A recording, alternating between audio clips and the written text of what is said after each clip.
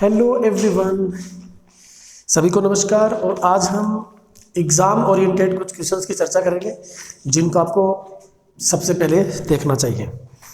जैसे मैं सिर्फ खाली क्वेश्चन के नाम बोलूँगा, कुछ थोड़ा सा इसको देखेंगे भी। जैसे लॉन्ग आंसर्स के अंदर सबसे पहला आपका 1919 के जो इंसिडेंट है वो आप तीनों पढ़िए इस बार। जैसे कौन कौन से हुए थे? खिलाफत हुआ था, जलियांवाला बाग हुआ और आपका रोलेट एक्ट हुआ। तो बिल्कुल सीक्वेंस के अंदर ये आपका रोलेट, खिलाफत और Jallianwala. Rowlatt act, black law, 2 years detention, उनको पकड़ के अंदर रख देते हैं। खिलाफत, जो खलीफा वाला पद है वो जाने से मोहम्मद अली शौकत अली इसके प्रोमिनेंट लीडर है। जलियांवाला बाग आपका अमृतसर पंजाब, जहाँ पर जनरल डायर के कारण कुकृत्य किया गया, सैकड़ों की तादाद में लोग मारे गए। इसके अलावा 1922 4 फेब 4 फरवरी को ये आपका इंसिडेंट होता है चौरी चौरा। मैं थोड़ा शॉर्ट के अंदर लिख रहा हूँ। चौरी चौरा आपको इंसिडेंट का पूछ सकता है कि why non cooperation movement called off, तो भी यही आएगा। और सीधा डायरेक्ट पूछ ले आपसे कि write about the incident of Chauri Chaura, what was happened over there, so you should write about the Chauri Chaura incident. Yes. इसके बाद में इसी चैप्टर में से, ये हमारा हिस्ट्री का 2nd नंबर का चैप्टर है, आप सबको पता ही। एक आपका CDM, सिविल डिसोबीडियंस मोमेंट, जिसमें सोल्ट मार्च समझ लीजिए या फिर सविनय अवज्ञा आंदोलन, हिंदी में हम इसको बोलते हैं।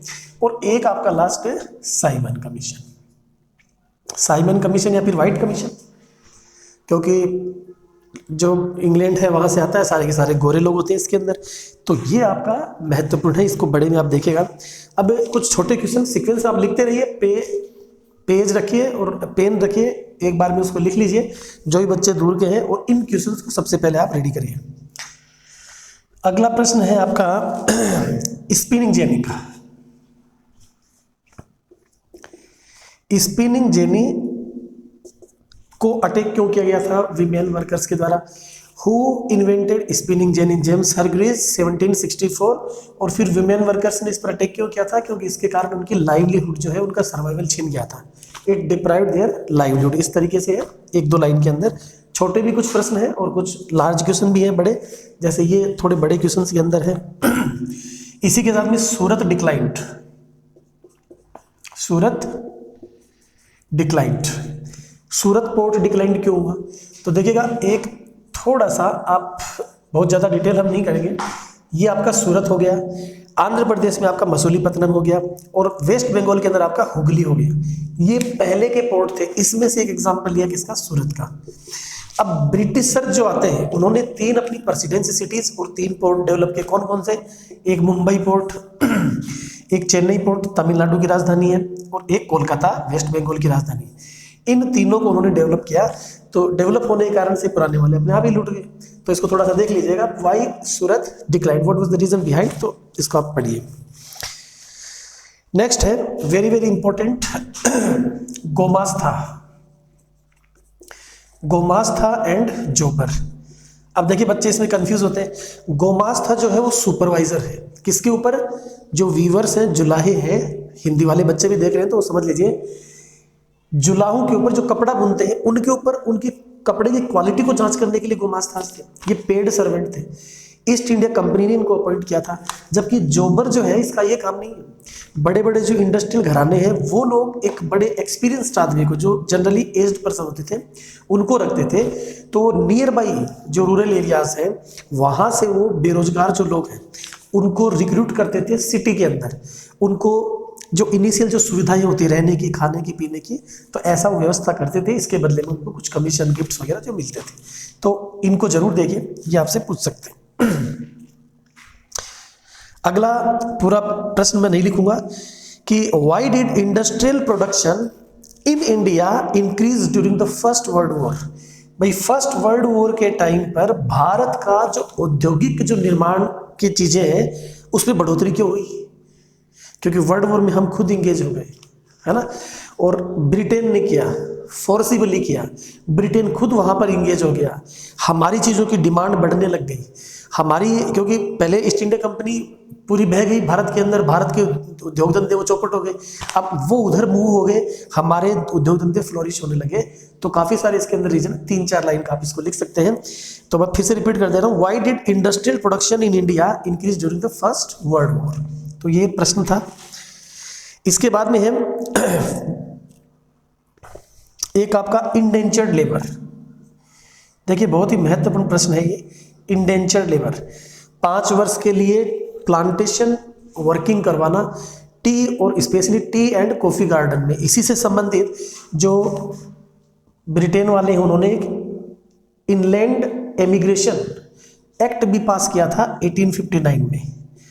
अब देखिए सारे के सारे छोटे क्वेश्चन तो नहीं हो पाएंगे क्योंकि छोटे क्वेश्चन तो आप सारे पढ़िए खुद ही, लास्ट में बताऊंगा मैं थोड़ा सा उसका। तो इनलैंड इमिग्रेशन एक्ट ये इसके अंदर आप ऐड करिए। तो एक तो इंडेंचर्ड लेबर क्या होता है, तो जनरली 5 साल के लोगों को बॉन्ड कर दिया जाता था for remain at A same place specifically for the tea plantation. एक इसका अबोलिश कब हुआ था, खत्म कब किया था, तो इंडेंचर्ड लेबर को खत्म कब किया था 1921 के अंदर। तो ये भी ध्यान रख लीजिएगा। अब अपन बढ़ेंगे आगे। देखिए अगला प्रश्न है जैसे एक आपका वाटर स्कैरसिटी। वाटर स्कैरसिटी क्या होता है और इसके कंजर्वेशन मेथड। अब इसको लिख नहीं रहे, आप नोट डाउन कर लीजिए। वाटर स्कैरसिटी और वाटर स्कैरसिटी को कम करने का तरीका क्या होता है। भाई हार्वेस्टिंग करिए, रेन वाटर हार्वेस्टिंग करिए, ओवर यूज को बंद करिए, पॉपुलेशन कंट्रोल कीजिए, पेड़ लगाइए, बहुत सारी चीजें हैं, है ना। इसके बाद में है वेरी वेरी इंपॉर्टेंट कंजर्वेशन का, लिख लीजिएगा, ध्यान रखिएगा। अलग अलग तरीके से कंजर्वेशन वाले, जैसे असम का आपका आता है, सॉरी मेघालय का आपका आता है, ड्रिप इरिगेशन के लिए आते हैं, और तमिलनाडु का जैसे है रूफटॉप रेन वाटर हार्वेस्टिंग है। हमारे यहाँ पर राजस्थान के लिए बड़ा सूटेबल है। कौन कौन से, जैसे पुराने तरीके अपनी किताब के अंदर, तो जैसे जोहड़, खड़ींस, टांका, टोबा, बावड़ी, स्टेप वेल्स, ओके।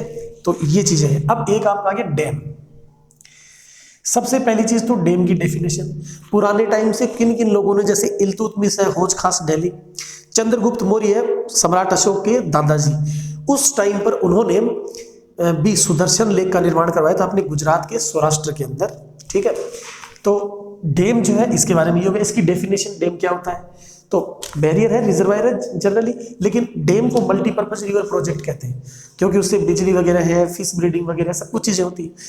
हमारे पहले प्रधानमंत्री ने क्या कहा था कि these are the temples of modern India, मतलब आधुनिक युग जो है उसके लिए ये एक तरीके से मंदिर है, क्योंकि सब चीजें होंगी, बिना बिजली के क्या कर सकते हैं आप, तो सारी चीजें इससे हो रही। अब इसके मेरिट भी आपको पढ़ने पड़ेंगे और डीमेरिट भी पढ़ने पड़ेंगे, ये बिल्कुल आपसे पूछ सकता है इस बार, ठीक है। ये लिख देते हैं हम यहाँ पर, ये देख लीजिएगा आप। डैम की परिभाषा, मेरिट्स। मेरिट्स क्या भाई, अभी बताया मैंने आपको, इलेक्ट्रिसिटी जनरेशन हुआ, फिश ब्रीडिंग हुआ, इनलैंड नेविगेशन हुआ, आपका नेचुरल वेजिटेशन के लिए हुआ, टूरिज्म के लिए हुआ, सब कुछ चीजें आएगी। डीमेरिट के अंदर, अरे भाई लोगों को डिस्प्लेसमेंट हो गया, जो लोकल जो वहाँ की जो एक्वेटिक एनिमल्स हैं उनके लिए बड़ा डेंजरस हो गया, एग्रीकल्चर सारी कोलैप्स हो जाती है, सेडिमेंटेशन हो जाता है, जो नेचुरल फ्लो है वो खत्म हो जाता है। तो काफी सारे इसके मेरिट्स और डीमेरिट्स, 3 आप याद करिए आराम से, बढ़िया।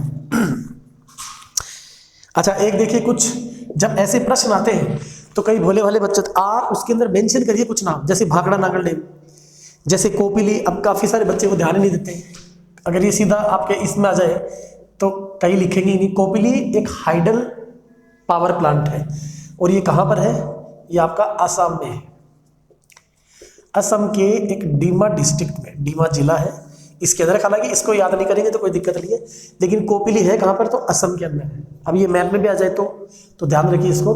कोपिली आपका भाखड़ा नागल है, काफी सभी डैम सारे के सारे इलेक्ट्रिसिटी जनरेट, चाहे वो टिहरी का हो, चाहे वो हीराकुंड का हो, चाहे वो नागार्जुन का हो, सारे के सारे। अच्छा जी, तो इसके बाद में फिर थोड़ा सा फास्ट ही चलेंगे, आपका टाइम हम ज़्यादा नहीं लेंगे। एक आपका है non conventional sources of energy. अब नॉन कन्वेंशनल के अंदर जैसे विंड आ गया, आपका एटमिक न्यूक्लियर एनर्जी आ गई, आपका जियोथर्मल एनर्जी आ गया, टाइडल एनर्जी आ गई, बायोगैस आ गई, ये सब कुछ चीज़ें आ गई। अब इसके अंदर देखिएगा जैसे न्यूक्लियर वाला है, जैसे झारखंड आ गया, झारखंड के अंदर थोरियम है, यूरेनियम है, इसके लिए प्रसिद्ध है। हमारा राजस्थान का अरावली रेंज है। और केरला के जो मोनाजाइट सैंड है, केरला में जो मोनाजाइट सैंड, वहाँ पर भी थोरियम पाया जाता है। तो ठीक है, ये आप जो नॉन कन्वेंशनल उसको जरूर ध्यान रखिए। इसके बाद में डिस्ट्रीब्यूशन ऑफ कोल। इस बार कोल को अंडर एस्टिमेट मत कीजिएगा। डिस्ट्रीब्यूशन कोल इन इंडिया, तो चारों प्रकार के कोल आपको ध्यान में होना चाहिए। सबसे पहला नंबर का जैसे एंथ्रेसाइड है, बिटुमिनस है, लिग्नाइट है और पीट कोयला है। देखिए पीट कोयला जो है वो स्वैम्प्स के अंदर, यानी जो दलदली एरिया है उसके अंदर जो पेड़ पौधे हैं, वनस्पति है, इनसे ये बनता है। ये सबसे गया गुजरा क्वालिटी का होता है। लिग्नाइट जो है ये आपका देखिए लो ग्रेड ब्राउन कोल, लो ग्रेड ब्राउन कोल होता है, ठीक है ना, मतलब कि भूरा कलर का होता है। प्रिंसिपल इसकी जो लिग्नाइट डिपोजिशन जो है वो नेवेली, अपने मैप के अंदर देखा भी, नेवेली तमिलनाडु के अंदर पड़ता है, जो कि प्रसिद्ध है। बिटुमिनस दूसरे नंबर का, ये आपका ऐसे भी सीधा पूछ ले कॉमर्शियल कोल कौन सा है, बिटुमिनस है। बिटुमिनस जो है वो डीप ब्यूरिड है, थोड़ा हार्ड। आपको ये पूछ ले सबसे हार्डेस्ट कोल कौन सा है, सबसे कड़क, तो वो आपका एंथ्रेसाइट, हमारे भारत में हालांकि कभी पाया जाता है। एक तो ये हो गया। अब डिस्ट्रीब्यूशन ऑफ कोल लिखेंगे तो सिर्फ चारों यही लिखना काफी नहीं है, आप इसकी एज के अकॉर्डिंग बताइए। जैसे इसका एज हो, जैसे गोंडवाना, गोंडवाना एज और टर्सरी एज, ये आपके 200 मिलियन ईयर्स एगो, ये आपके 55 मिलियन ईयर्स एगो, है ना। तो जो नीचे वाले अपने नॉर्थ ईस्ट है, यहाँ पर ये टर्सरी एज वाले ही हैं। और जो झारखंड का है, इधर आप और नीचे आएंगे तो इनके अंदर टर्सरी एज के गोंडवाना लैंड के पाए जाते हैं। तो गोंडवाना लैंड क्योंकि पुराना है तो इसका जो कोयले है वो थोड़े ज़्यादा अच्छी क्वालिटी के माने जाते हैं। इसके बाद में हजार्डस ऑफ माइनिंग, ये बिल्कुल देखिए हजार्डस ऑफ माइनिंग, यानी जो माइनिंग है इसके कारण से किस प्रकार से नुकसान होते हैं, प्रकृति को भी, लोगों के स्वास्थ्य को भी, जलीय जीवों की, और air pollution, water pollution, land pollution, जमीन का वेस्ट होने का, बंजर होने का सारा ही खतरा रहता है। किसके कारण से, माइनिंग के कारण से। इसीलिए इसको क्या कहते हैं, किलर इंडस्ट्री कहते हैं। तो आपको ऐसे भी ऑप्शन आ जाएगी, ये चीज known as the killer industry. तो कहेगी जैसे मान लीजिए एटमिक एक्सप्लोसिव इंडस्ट्रीज या फिर केमिकल, तो कितने सुहाने सुहाने नाम लगते हैं ना। माइनिंग करना है, सुहानों की तरफ नहीं जाना है, वरना सुहाना ही नंबर कटेगा। समझ रहे हैं ना। आगे बढ़ते हैं। अब इसके अंदर देखिएगा फेडरलिज्म, फेडरलिज्म की डेफिनेशन, हमारा देश फेडरलिज्म है ही, इसके फीचर्स, ठीक है। और बड़े क्वेश्चन में व्हाट मेक्स, समझ गए आप, व्हाट मेक्स इंडिया फेडरलिज्म। तो फेडरलिज्म के अंदर आप अधिकार बटे हुए, इसीलिए फेडरलिज्म। जो आपके देखिए दो, फर्स्ट जो चैप्टर है पावर शेयरिंग, उसके अंदर एक हॉरिजॉन्टल पावर शेयरिंग और एक वर्टिकल पावर शेयरिंग। ये वर्टिकल पावर शेयरिंग ही तो फेडरलिज्म भाई, क्योंकि वहां पर आपको मालूम चलता है सेंट्रल गवर्नमेंट का ये एरिया, स्टेट गवर्नमेंट का ये एरिया, और जो नीचे वाली गवर्नमेंट है उसका अलग है। तो फीचर लिखने इसके, what makes centre state relation, language policy, linguistic states, ये चीजें आपको इसमें मेंशन करनी पड़ेगी। तो ये सारा आपका जो है इसमें आ गया है। एक आपका महत्वपूर्ण प्रश्न,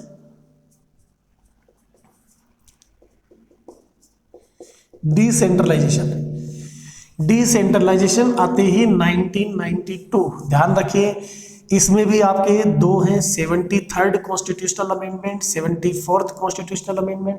अब सोचिए ये किससे संबंधित है, पंचायत से, और ये वाला किससे संबंधित है, नगर पालिका से। फिर इनके भी तीन भाग होते हैं, जैसे ग्राम पंचायत, पंचायत समिति और जिला परिषद। इसके आपकी जैसे म्यूनिसिपलिटी, म्यूनिसिपल काउंसिल और म्यूनिसिपल कॉर्पोरेशन। कॉर्पोरेशन का हेड कौन होता है, मेयर। इधर क्या है आपके जैसे सरपंच, फिर प्रधान, फिर जिला प्रमुख। खैर ये सब कुछ आपके पास अवेलेबल है, पढ़िए उसको, कोई समस्या ही नहीं है। और वरना अपने चैनल के ऊपर भी पूरी चीज़ें डिटेल में डाली हुई है, आराम से आप पढ़ सकते हैं। तो ये जरूर देखिए डिसेंट्रलाइजेशन। डिसेंट्रलाइजेशन क्यों, एक शब्द ध्यान रखिए, डेमोक्रेसी क्यों, डिसेंट्रलाइजेशन क्यों, वर्टिकल पावर शेयरिंग क्यों, फॉर इफेक्टिव, स्मूथ एडमिनिस्ट्रेशन के लिए, गवर्नेंस के लिए, ठीक है ना। तो जितना ज्यादा आप अधिकारों को डिसेंट्रलाइज करेंगे, सेंट्रलाइज का मतलब सिर्फ एक ही आदमी, और जब एक आदमी से अधिकार बढ़ जाते हैं, एक विभाग से बढ़ जाते हैं, एक सरकार से बढ़ जाते हैं, बट जाते हैं, बिखर जाते हैं, फैल जाते हैं, इसी चीज को तो क्या कहते हैं, डिसेंट्रलाइजेशन। तो डिसेंट्रलाइजेशन अच्छा होता है ताकि हर जगह का लोकल आदमी उस काम को ज्यादा समझता है, बजाय एक ही जगह पर बैठ के आदमी वो हाँ ये कर दो, तो वो उन समस्या में ज्यादा वाकिफ नहीं होता है। तो इसका सबसे सटीक जवाब ये होता है, बाकी डिटेल में इसको आप लिखिए। नेक्स्ट है ये बड़े प्रश्न में ये भी पॉलिटिकल पार्टी की डेफिनेशन यानी मीनिंग लिखना है, मीन प्लस इसके कंपोनेंट समझ गए ना, लीडर हो गया, एक्टिव मेंबर्स हो गया, फॉलोअर्स हो गया। हम जो वोट देते हैं फॉलोअर्स हैं, जो उनके लिए भाग भाग के काम करते हैं, एक्टिव मेंबर्स, और लीडर आप देखते हो भाई और बहनों वो लीडर है। तो ये हो गया आपका। अब इसके बाद में आपको पॉलिटिकल पार्टी के फंक्शन, ये इस बार के लिए सबसे ज्यादा महत्वपूर्ण है। पॉलिटिकल पार्टी के फंक्शन जरूर देख के जाने हैं आपको। और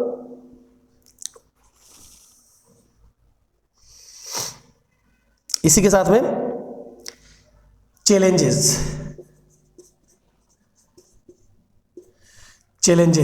ठीक है। तो ये चैलेंजेस भी देखिए और ये जरूर देखिए।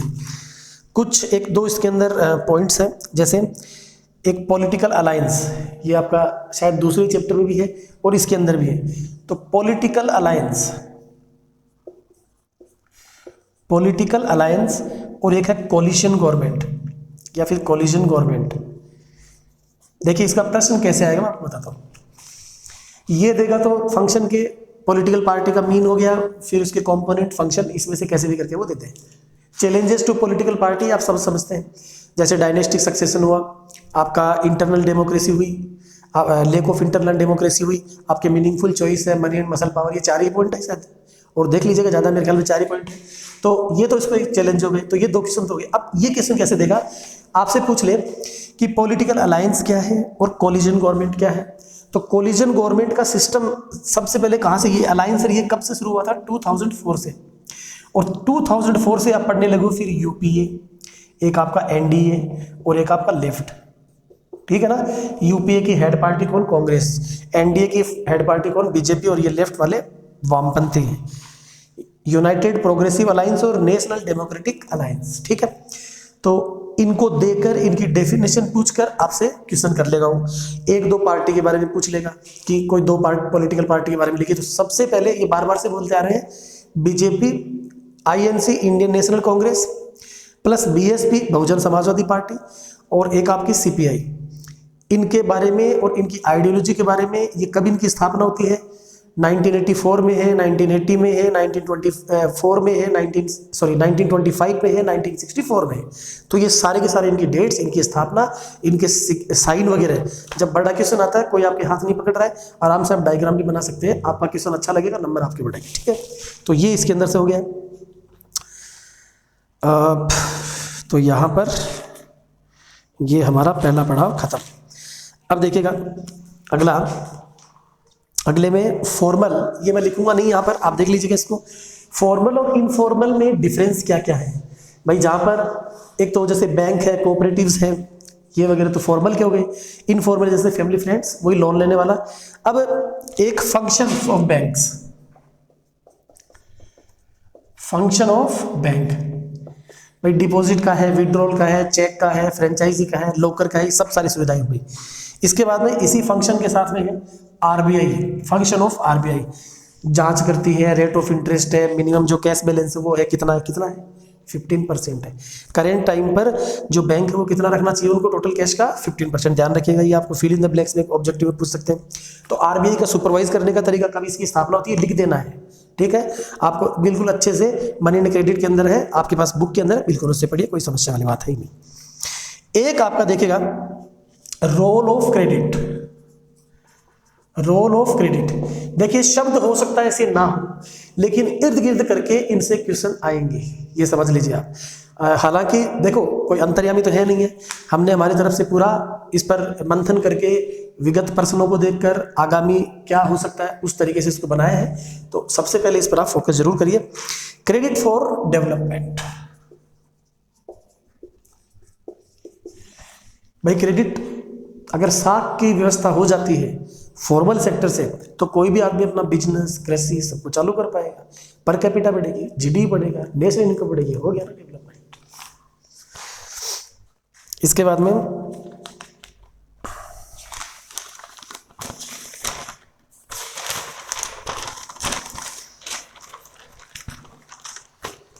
आगे देखिएगा, अभी छोटे छोटे से क्वेश्चन है, जैसे सारे क्वेश्चन मैं नहीं लिखूंगा। सस्टेनेबल डेवलपमेंट, इसको आप लिखिए और इसको याद करिए। इसके 2-3 पॉइंट है, फ्यूचर जनरेशन के लिए भी ओवर एक्सप्लॉइटेशन भी ना हो, डेवलपमेंट उसका फेज ही बना रहे, गवर्नमेंट नॉर्म्स ही बने रहे और इन्वायरमेंट भी डैमेज ना हो। यस, तो ये आपका सस्टेनेबल डेवलपमेंट होता है।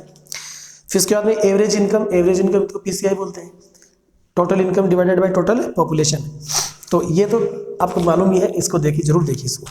एक आपका है एचडीआई।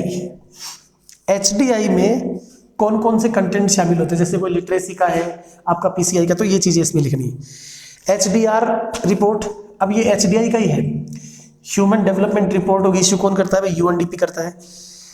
इसके बाद में जीडीपी, अब देखिए कुछ बच्चे क्या है, जीडीपी ग्रॉस डोमेस्टिक प्रोडक्ट, इतना ही नहीं होता है, आप उसको पूरा लिखिए।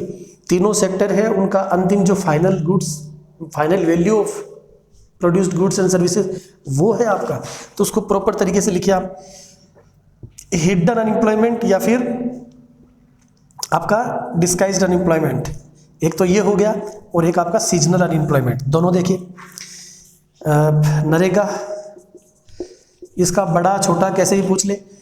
मनरेगा कब कहा, 2009 में। सबसे पहले कहाँ से शुरू हुआ था, इसका नरेगा डे कब बनाया जाता है, कितने दिन का, तो छोटा मोटा क्वेश्चन भी इसमें से दे सकता है वो, तो इसको जरूर देखिए आप। एक आपका है ऑर्गेनाइज्ड, ऑर्गेनाइज्ड, ऑर्गेनाइज्ड, एक आपका अनऑर्गेनाइज्ड। इन दोनों के अंदर डिफरेंस आप जरूर देखिए।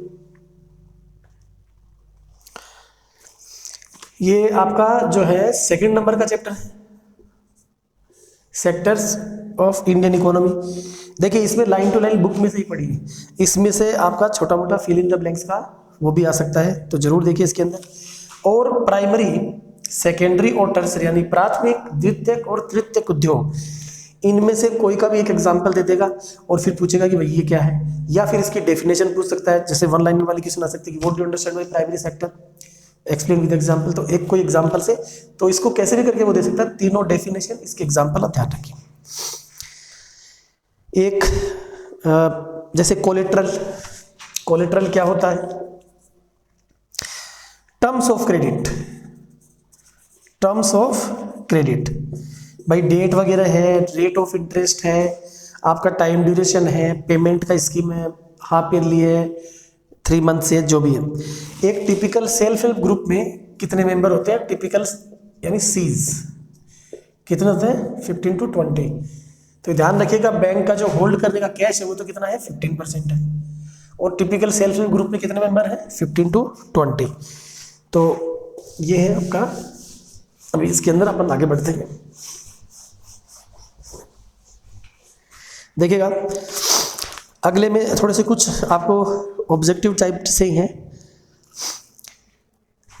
देखिए एक है कि trade was the man channel of connecting distant countries, तो इसमें आपको ये फिल इन द ब्लैंक्स के लिए है ट्रेड। अलग अलग कंट्रीज को जोड़ने में भी पुराने समय से हमारे यहाँ पर क्या चालू हुआ है, ट्रेड। तो ऐसा ऑप्शन आता है, तो डेफिनेटली कंट्रीज को कनेक्ट करने में सबसे महत्वपूर्ण पुराने समय से जो इंपॉर्टेंट है वो क्या है भैया, ट्रेड। एक दूसरा है इन्वेस्टमेंट मेड बाई एमएनसी, क्या कहलाता है, फॉरेन इन्वेस्टमेंट है। एक आपका है common route of setting their units, किसकी यूनिट, एमएनसी की, वो क्या आइडिया है, बाई अप लोकल कंपनीज। ये बार बार से अपन बोल रहे हैं, बाई अप लोकल कंपनीज। और कौन कौन के एग्जाम्पल है, आप कोलाबोरेशन में आ जाइए, जैसे महिंद्रा एंड महिंद्रा के साथ में जैसे फोर्ड कंपनी है, 1995 के अंदर 1700 करोड़ का उसने इन्वेस्ट किया यहाँ पर। इसी प्रकार से एक परक का है, उसने तो बाई अप ही कर लिया, सॉरी कारगिल वाला जो है, फूड कारगिल वाला अमेरिकन कंपनी है, तो उन्होंने परख वाले को बाई कर लिया। तो ये बाई अप वाला जो सबसे इजी, एक कोलाबोरेशन यानी कुछ परसेंट तुम्हारा कुछ शेयर हमारा, एक आप न्यूली सेटअप करो किसी की फ्रेंचाइजी ले, तो अलग अलग तरीके हैं। तो सबसे इजियर क्या है, बाई अप लोकल कंपनीज, ठीक है। तो इसका ये था। एक है प्रोडक्शन सर्विसेज जो है उसको डिस्टेंट पार्ट में बढ़ाने में सबसे महत्वपूर्ण योगदान किसका है, आईटी का है, इंफॉर्मेशन एंड टेक्नोलॉजी। देखिए मैं थोड़ा सा पढ़ भी देता हूं इसको। इंफॉर्मेशन टेक्नोलॉजी और IT has played a major role in spreading out production of services. तो ये आपके ग्लोबलाइजेशन वाले में से है, मुझे इंपॉर्टेंट लगे तो ये आप देखिए इसको। एक है WTO, इसका एम क्या है, WTO का एम लिबरलाइज इंटरनेशनल ट्रेड। भाई WTO की स्थापना कब हुई थी, WTO को पहले किस नाम से जाना जाता था, बताया था आपको, गेट, है ना, general agreement on tariff and trade. और इसका मेन मकसद क्या है, इंटरनेशनल ट्रेड को लिबरलाइज करना, यानी सुचारू रूप से बिना किसी व्यवधान के वो हो सके। एक आपका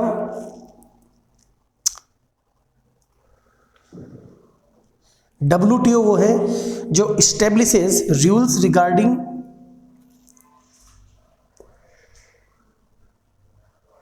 इंटरनेशनल ट्रेड। तो ठीक है ये तो। एक आपका देखिए जैसे LPG है, 24 जुलाई 1991 है उसके अंदर, जैसे तो ऐसे दे देगा, removing barriers restrictions is called, interconnection between two और मोर कंट्रीज कॉल्ड। तो इनकी डेफिनेशन से लेकर और वो थोड़ा सा इजियर वे में हो जाता है। टैक्स ऑन इंपोर्ट क्या है भाई, tax on import is the restriction, ठीक है ना। तो ये ध्यान रखिएगा आप, इसी को अपन क्या कहते हैं, टैरिफ भी कहते हैं। तो सीधा जाए टैरिफ क्या है, टैरिफ क्या रिस्ट्रिक्शन है, और टैरिफ क्या होता है, टैक्स ऑन इंपोर्ट, आयात शुल्क को ही टैरिफ कहते हैं। आगे है special economic zone, special economic zones, अभी वो सीज का था, ये स्पेशल इकोनॉमिक जोन है। देखिए स्पेशल इकोनॉमिक जोन से अगर कोई भी अपना व्यापार करता है तो एक शुरुआती पीरियड 5 वर्ष के लिए उसको टैक्स नहीं देना पड़ता है।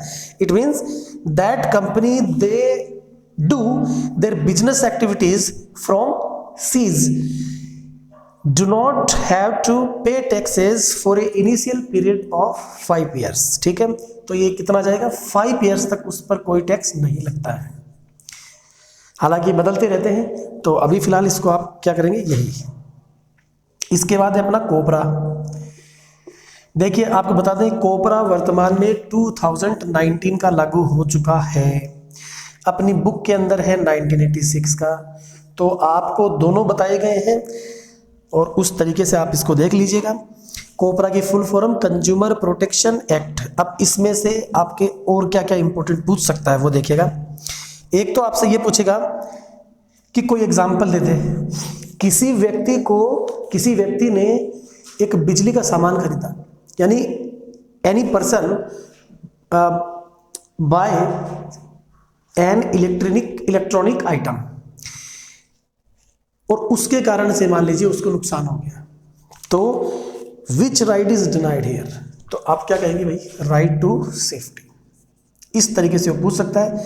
6 राइट है इसके अंदर, और सबसे जो बेसिक राइट है वो भी क्या है आपका, राइट टू सेफ्टी। ये तो हुआ इसका पहला क्वेश्चन। 2 इसके अंदर मुझे इंपॉर्टेंट लगते हैं, राइट टू सीक रिड्रेसल, एक राइट टू सीक रीड्रेसल, एक ये देख लीजिएगा, एक राइट टू सेफ्टी देख लीजिएगा। एक आपका चिन्ह को लेकर, जैसे हॉलमार्क का है ना, आपका एग मार्क का है, FPO का है। तो खाने पीने की चीज आती, कई बच्चे बहुत गलत कर देते हैं भाई, FPO आ जाए, एग मार्क आ जाए, ये सारे फूड प्रोडक्ट्स हैं या फिर एग्रो प्रोडक्ट्स हैं, इनके ऊपर आपको ये दिखेगा। लेकिन अगर मान लीजिए कोई सोने की चीज है, गोल्ड ज्वेलरी, उसके प्रति आपको एश्योरेंस करना है कि भाई ये बढ़िया है कि नहीं है, डेफिनेटली हॉलमार्क करना है। ISI बिजली की चीजें और आपके कोई लोहे वगैरह की चीजें, सीमेंट वगैरह, बिल्डिंग कंस्ट्रक्शन, इनके ऊपर ISI प्रमाणित होना चाहिए। तो अपने 2-3 ही हैं ये खाली, तो ये ध्यान रखिएगा इसके अंदर। और एक आपको अमाउंट दे सकता है, जैसे मैंने आपको बताया कि ये 2 हो गए हैं, मैं देखो एक बार आपको फिर से रिपीट कर देता हूँ यहाँ पर, थोड़ा सा रुक के देखिए। इसके 3 कोर्ट होते हैं, है ना। एक होता है डिस्ट्रिक्ट फोरम, एक होता है स्टेट कमीशन, और एक होता है नेशनल कमीशन जो देश के स्तर पर है। 1986 के हिसाब से यहाँ पर 1 रुपये से लेकर 20 लाख तक का, 20 लाख तक का, और यहाँ पर 20 लाख से लेकर और 1 करोड़ तक का, और इसमें फिर 1 करोड़ से ऊपर, किसमें, नेशनल कमीशन में। अब 2019 का अगर पूछता है मान लीजिए, तो उसके अंदर फिर से देख लीजिएगा, 1 रुपये से लेकर और 50 लाख तक ये डिस्ट्रिक्ट फोरम में आ गया। स्टेट कमीशन में 50 लाख से लेकर और आपका 2 करोड़ तक, और नेशनल कमीशन में 2 करोड़ से ऊपर, समझ गए। तो ये 2019 का है। वही राइट्स है, सेफ्टी हुआ, चूज हुआ, आपका कंज्यूमर एजुकेशन हो, वो सारे आप देख लीजिए, कोई समस्या की बात नहीं। तो ये इसका कंज्यूमर फोरम हो गया। क्वासी ट्रायल जुडिशरी है, इसमें कोई वो जेल में नहीं डालेंगे, आपका रिड्रेसल होएगा, चीज़ें सुनी जाती हैं। सबसे हेड जो है इसके अंदर नेशनल कमीशन है, और आपको कोई बोले कि इसके ऊपर भी सुनवाई हो सकती है तो सुप्रीम कोर्ट है। कंज्यूमर कोर्ट के हैसियत के ऊपर नेशनल कमीशन, ठीक है। अगला है फिर Vienna treaty, very very important. अब भाई बहुत ही शॉर्ट में चलेंगे एकदम ही, क्योंकि फिर टाइम बहुत लगेगा। वियना ट्रीटी को जरूर देखिए पूरा। German unification 1871, Otto von Bismarck, उसके अंदर किन किन राज्यों से किन किन से लड़ाई होती है, क्या क्या कौन कौन करता है, किसको राजा बनाया जाता है, सारा आपको देखना है। केसर विलियम फर्स्ट वगैरह है। एक यहीं से नेशन स्टेट और मॉडर्न स्टेट, नेशन स्टेट और मॉडर्न स्टेट, ये दोनों आपको आने चाहिए। एक्ट ऑफ यूनियन, मतलब छोटे भी हैं बड़े भी क्वेश्चन है। 1707 उसमें उसको मर्ज किया जाता है। Zollverein, very very important, Zollverein custom union. फिर एक आपका जो डायलॉग है इसके अंदर, फ्रांस, ये वियना ट्रीटी में हालांकि आ ही जाएगा। फ्रांस नीजेज, भाई when France sneezes whole Europe catches cold, तो कौन कहा था, Duke Metternich. Duke Metternich was the person who did chairmanship in the Vienna Treaty, and Vienna is the capital city of Austria, and in which year 1815 after the fall of Napoleon, yes। और इसके बाद में आपका आ गया treaty of Constantinople, ये तो आपका 1815 में आ गई। और treaty of Constantinople, Constantinople treaty ये आपका 1832, Greece recognised as independent nation, देख लीजिएगा इसको। मेजिनी, सिर्फ इंडिविजुअल मेजिनी के बारे में, 1807 में जन्मा, 2 सीक्रेट सोसाइटी इसने बनाई। यंग इटली, यंग यूरोप 1831, 1833, मार्शलिस, और है ना। तो इसके साथ में ये natural unit of Mankind Nations को कह रहा है, तो ये इसके बारे में थोड़ा सा है। 1-2 वर्ड है इसके अंदर, प्लेबिसाइट, प्लेबिसाइट, और एक आपका एब्सोल्यूटिज्म। प्लेबिसाइट का मतलब होता है लोगों से उनका रुझान लेना। जैसे हमारे यहाँ पर एकीकरण के टाइम पर जूनागढ़ के लोगों से पूछा कभी आपको यहाँ रहना है या फिर पाकिस्तान में जाना है, तो जो जनता की राय होती है, जनता आपको यस भी कह सकती है, नो भी कह सकती है, they have totally full right. Absolutism निरंकुश होता है, सेंट्रलाइज्ड पावर है, डिक्टेटरशिप का ही रूप है, किसी की सुनवाई नहीं है, no freedom, no freedom of speech, no freedom of association, no freedom of demonstration, you can not raise your voices, you can not agitate, nothing, absolutism. Frankfurt parliament, Frankfurt parliament आपका 18 में 1848 कहाँ पर, सेंट पॉल चर्च फ्रैंकफर्ट शहर के अंदर, तो 1848 का ही। Okay, इसके बाद में बस कुछ एक ही हो रहा, छोटे छोटे से भी हैं, तो आपको लग रहा होगा शायद कितना सारा आगे है। थोड़ा हिस्ट्री का और बता देता हूँ।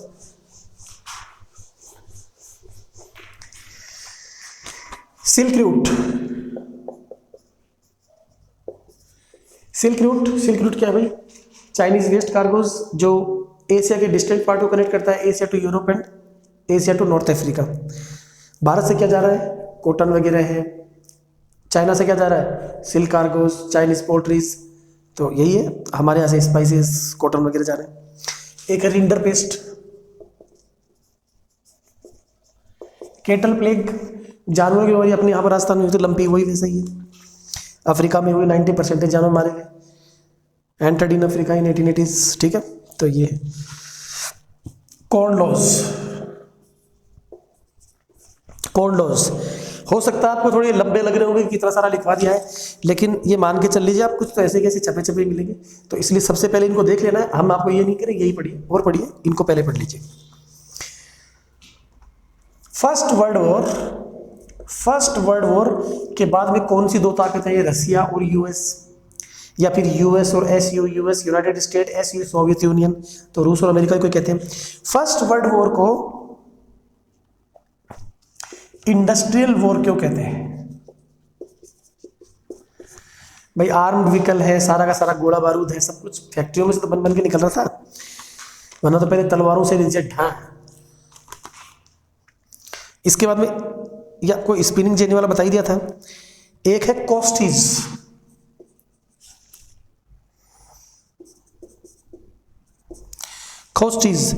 और एक है जंकर्स। देखिए कोस्टीज क्या होते हैं, कम्युनिटी ऑफ वीवर्स, जुलाहों के समुदाय को कोस्टीज कहते हैं, ठीक है, कम्युनिटी ऑफ वीवर्स। जंकर्स क्या होते हैं, बिग लैंड ओनर्स, बड़े जो भू जमींदार होते हैं उनको जंकर्स कहते हैं, ठीक है। तो ये भी आपको ध्यान रखना चाहिए। सबसे पहली कॉटन फैक्ट्री 1854 में, ये छोटा सा क्वेश्चन है हालांकि। इंग्लैंड में क्रिएटेड किसके द्वारा किया गया था, रिचर्ड आर्कराइट। फर्स्ट कॉटन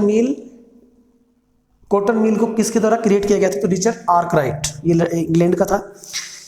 इसके बाद में देखिए, हालांकि मैं कुछ लिख रहा हूं, लेकिन ये जो 5 का नंबर का चैप्टर है हिस्ट्री का, ये मैं आपसे कहूंगा, आपसे बुक से याद हो रहा है आप याद कीजिए, वरना इसको चैनल से भी आप देख सकते हैं, फटाफट से रिवाइज हो जाएगा। इसको पूरे को याद करिए। देखिए क्योंकि एक डेट पूछता है, कोई सी भी दे दे उठा के, तो फिर हम इसके ऊपर कुछ ऐसे नोटिफाई नहीं कर सकते कि इसी डेट को याद कर लो, ठीक है ना।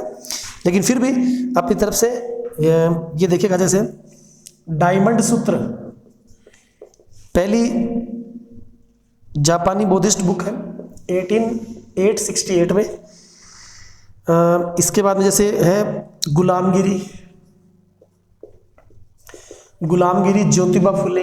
अब आधे बच्चे तो ज्योतिबा के नाम से उनको लड़की समझते, भाई डाडी मूछ वाला आदमी, भाई डिप्रेस्ड क्लास के लिए काम करने वाला है ज्योतिबा फुले। और इन्होंने 1871 के अंदर ज्योतिबा फुले ने गुलामगिरी लिखी थी, मतलब दलितों के साथ में क्या व्यवहार, उनके शोषण को उन्होंने बताया। तो ये देखिएगा, इसी ईवी रामास्वामी नायकर और जहाँ पर भीमराव अम्बेडकर इनको पढ़ा था। तो मैं तो रिकमेंड करूंगा पूरा चैप्टर, कुछ मेरे को जो इंपॉर्टेंट लगते हैं मैं लिख दे रहा हूँ यहाँ पर। एक है संवाद कौमुदी, ये राजा राममोहन राय की है, बांग्ला किताब है, 1821 के अंदर लिखी गई थी। इसी प्रकार से केसरी पत्र है, ये मतलब कि न्यूज़पेपर, ये बाल गंगाधर तिलक के द्वारा पब्लिश किया गया था, यानी इन्होंने चलाया था। बाल गंगाधर तिलक किससे रिलेटेड है, महाराष्ट्र से। बंगाल गजट 1780 किसने लिखा था, मतलब पब्लिश किया था, जेम्स ऑगस्टस हिक्की। तो जेम्स ऑगस्टस और हिक्की, ये देख लीजिएगा आप। और एक है इसी प्रकार से काशी बाबा ने 1938 के अंदर ही कानपुर के मिल वर्कर थे, इन्होंने लिखा छोटे और बड़े का सवाल। किस प्रकार से फैक्ट्री में भी कितना जबरदस्त तरीके से भेदभाव था। वेलम, छोटे क्वेश्चन के अंदर वेलम, एल्मेनिक यानी वो जैसे पत्रिका होती है जिसके अंदर अमावस्या पूर्णिमा वगैरह वो है।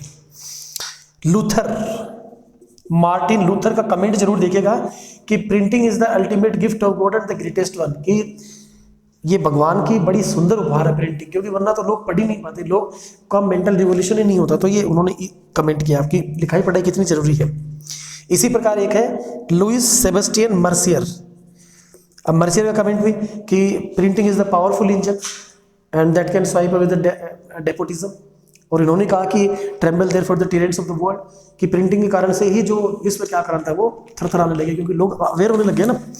तो इस तरीके से इनके दो कमेंट ही ध्यान रखिएगा। गुटनबर्ग, जोहान गुटनबर्ग, देखिए इसके अंदर कब इन्वेंशन किया था इन्होंने, तो 1430 में। अगर आपसे क्वेश्चन आए कि when Gutenberg perfected the machine, तो लिखिए 1448। गुटेनबर्ग कहाँ से थे, जर्मनी के। जर्मनी में एक जगह स्ट्रासबर्ग, वहां पर इनका जन्म हुआ था। बड़े बिग एस्टेट, एग्रीकल्चर एस्टेट के ऊपर इनकी पैदाइश हुई, और इन्होंने ओलिव और वाइन जो है प्रेसेस वो बचपन से देखी, देख लीजिएगा आप इसको। पहली बुक इनकी कौन सी छापी गई थी, बाइबल, 180 कॉपीज। ओके, इसके बाद में ये आपका हिस्ट्री का तो कंप्लीट हो गया है, थोड़ा सा और ये बचा है लास्ट ज्योग्राफी के अंदर, बाकी सारा अपन ने कर ही लिया है। इसके अंदर देखिए एल्यूवियल सॉइल, शायद अब मिटाना नहीं पड़ेगा। एल्यूवियल सॉइल, एल्यूवियल सॉइल और black soil. Alluvial soil khadar bangar black soil, black cotton soil. इसके बाद में लैंड डिग्रेडेशन, लैंड डिग्रेडेशन और सॉइल। अब देखिए लैंड डिग्रेडेशन में देखिए क्या है, ओवर ग्रेजिंग है, माइनिंग है, आपके जैसे ह्यूमन एक्टिविटीज है, कंस्ट्रक्शन है, डैम, रोड्स, तो इनके कारण हो ही रहा है। और सॉइल इरोजन के क्या कारण है, सॉइल इरोजन में भी यही ओवर ग्रेजिंग का होता है, आपका जैसे बाढ़ प्रभावित क्षेत्र है, ग्लेशियर्स, नेचुरल जो फोर्स है, स्टॉर्म है, ग्लेशियर्स है, लैंडस्लाइड है, तो इनके कारण से होता है। कुछ इनकी रेमेडीज भी हैं, जैसे सॉइल इरोजन के अंदर अपन देखते हैं स्ट्रिप क्रॉपिंग आता है, शेल्टर बेल्ट्स आते हैं, मल्चिंग आता है, तो ये देखिए आप। और इसके अंदर जो लैंड डिग्रेडेशन है, इसके अंदर ग्रेजिंग जो है उसको थोड़ा सा आप कंट्रोलिंग में कर कर इस तरीके से इसको देख सकते हैं। स्टेबिलाइजिंग ड्यून्स, ड्यून्स जो है मरुस्थलीकरण हो रहा था वो आगे बढ़ रहा है, तो उसको भी कुछ थॉर्नी बुशेस वगैरह लगाकर, तो इस तरीके से इनको देख लीजिए, कोई खास इसमें नहीं, आराम से याद हो जाएगा। तो लैंड डिग्रेडेशन, सॉइल डिग्रेडेशन, ये दोनों ही हैं, और इनके मेजर्स भूमि निम्नीकरण और मृदा प्रदन, दोनों के कारण और दोनों के मेजर्स, किससे हम इसको हटा कम कर सकते हैं, ये है इसके अंदर, तो इसको देखिएगा। फिर अगला है 33% part should be covered of forest, कौन सी पॉलिसी के तहत, 1952 की पॉलिसी के तहत।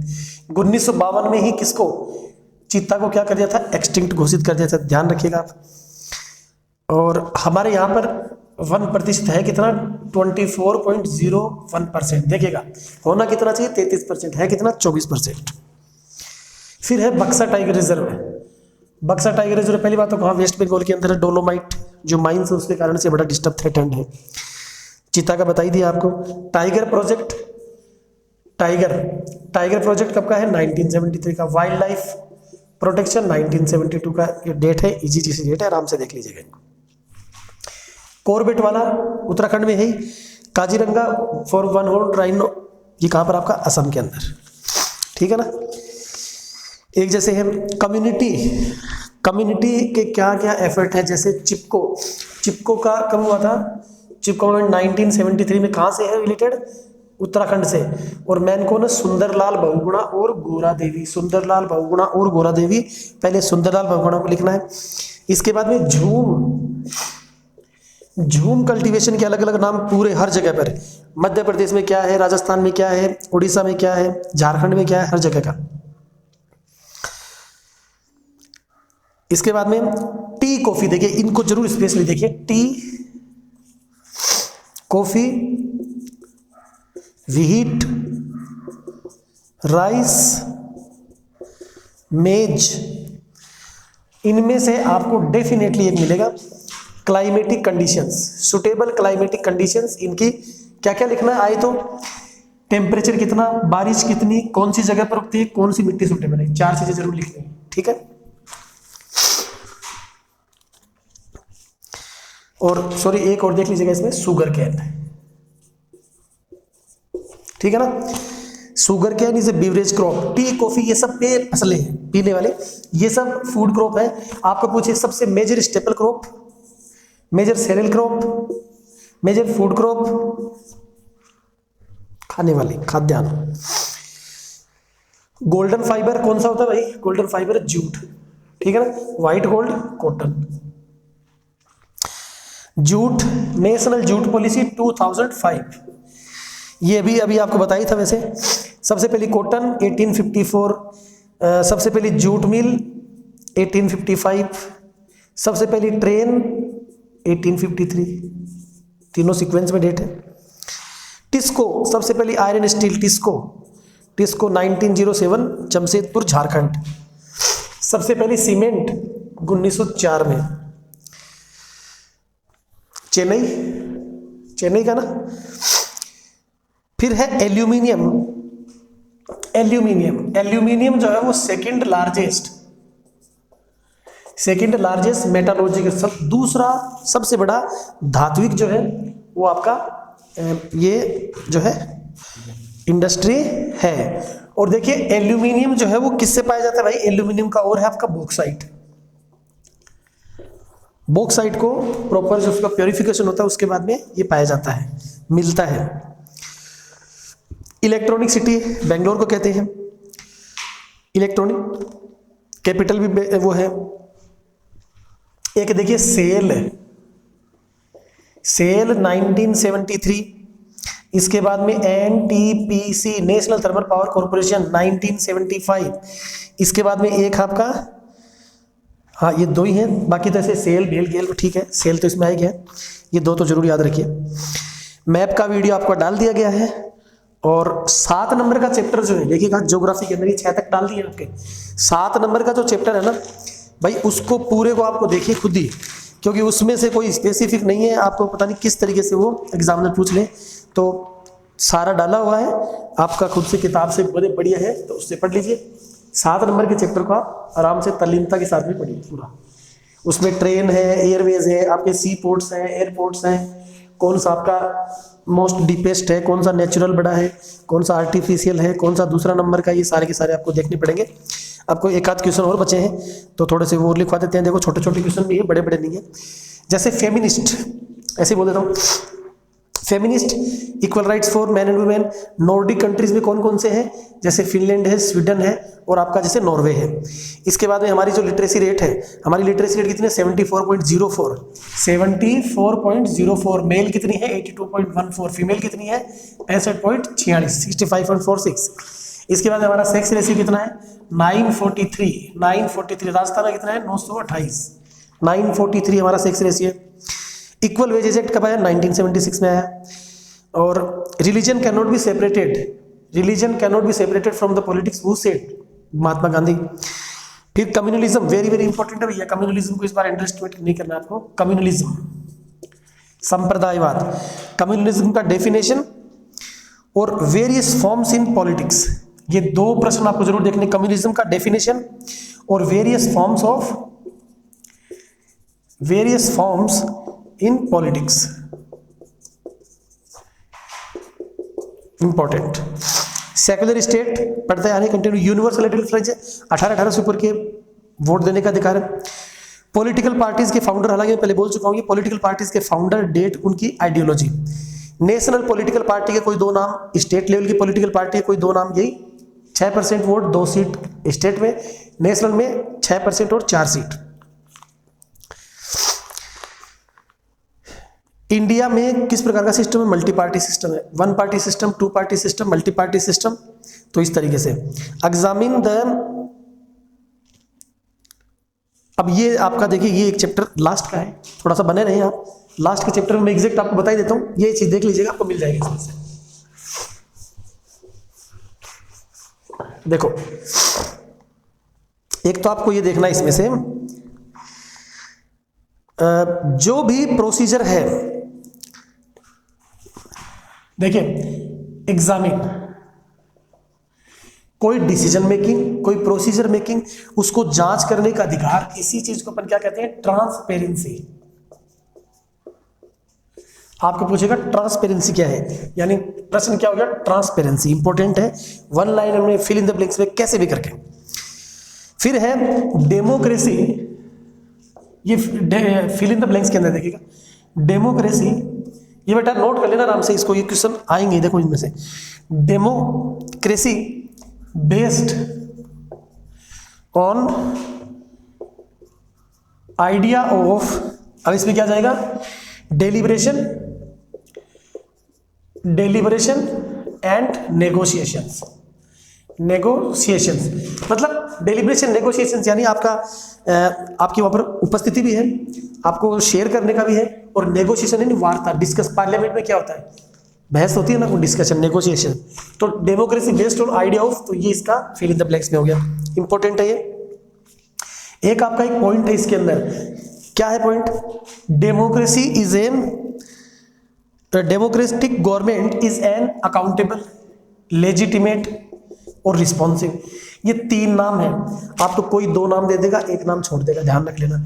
आपको अकाउंटेबल नाम दे देगा, ये दे देगा, लेजिटिमेट छोड़ देगा, ठीक है ना। तो इन तीनों को, लेजिटिमेट, अकाउंटेबल और रिस्पॉन्सिव, सीक्वेंस में जैसे नाम है वैसे कोई सा भी एक छोड़ देगा तो वो लिख दीजिएगा।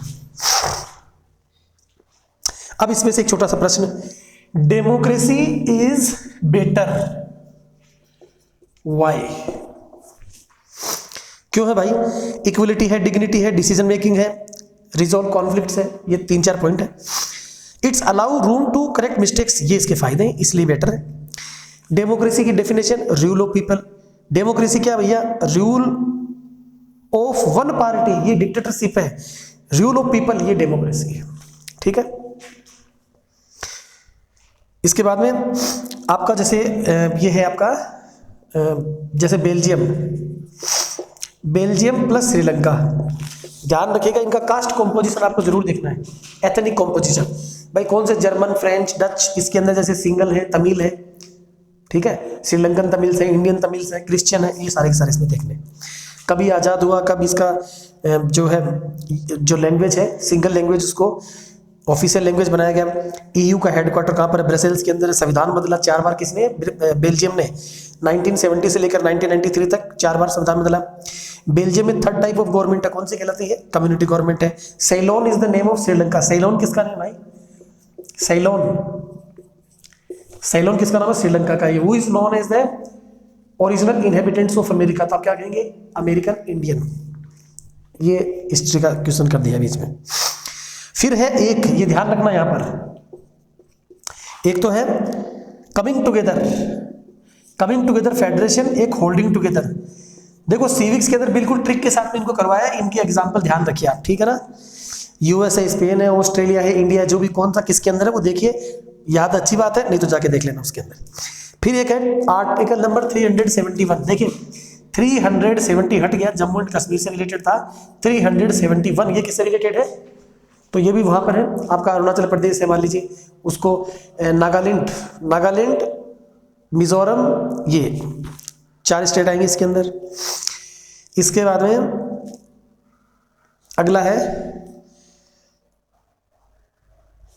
हु कैन, ये फिल इन द ब्लैंक्स में, who can interpret the constitution, यानी संविधान की व्याख्या कौन कर सकता है, भाई, कोर्ट है तो कोर्ट, और नहीं सबसे इनका डैडी कौन है, सुप्रीम कोर्ट। फिर उसके बाद में aspects of an ideal federal system, ये आपका छोटे के अंदर है। एस्पेक्ट्स ऑफ, ये क्वेश्चन कर दिया, aspects of an ideal federal system, अब आगे छोड़ दिया। इसमें क्या भरोगे भैया, म्यूचुअल ट्रस्ट, ये एक में आ गया, and agreement to live together, 22 languages हमारे संविधान में है। कौन सी लिस्ट के अंदर है, कौन सी उसके अंदर सूची के अंदर है, तो ये आपको देखना पड़ेगा। उसमें से सारी भाषाएं आपको याद रखनी चाहिए, बिल्कुल ट्रिक के साथ करवाया हुआ है, जाकर देख लीजिए। 22 में से कोई भी 3 दे देगा, एक अलग ही दे देगा, उसका उत्तर होगा। कोलिशन गवर्नमेंट के लिए बोल ही चुका हूँ, 1992 के बारे में बोल ही चुके हैं, बाकी सारा हो गया है। Article number 243D, article number 243D, इसके तहत पंचायत में महिलाओं को 1/3 जो सीटें हैं उसका ये है। बाकी मेयर वगैरह है, ये सारा सब कुछ करवा रखा आपको। तो ये हमारी तरफ से था। इसमें बड़े भी हैं, छोटे भी, कुछ फिल इन द ब्लैंक्स भी, कुछ एमसीक्यूज के टाइप के भी हूँ, कैसे ही बनाए। तो अपनी तरफ से हमने पूरी कोशिश की है। और आप इन प्रश्नों को पहले देखिए, जिन बच्चों से बिल्कुल याद नहीं हो रहे उनको मैं कहूँगा फिर वो ये याद कर लें, और जो बच्चों को अच्छी तैयारी चल रही है वो इनको देख ले। अगर इनमें से सब कुछ क्लियर है, बहुत अच्छी बात है, बहुत परफेक्ट। इनको लिखने में आपका टाइम वेस्ट नहीं होना चाहिए, ये होना चाहिए। और शायद इस बार के सेशन के लिए ये हमारी यूट्यूब के ऊपर शायद ये लास्ट मुलाकात है। तो अभी से मैं आपको कहूँगा best of luck for your examination, और keep hard working. Thank you, see you in the next video. Till then, good bye.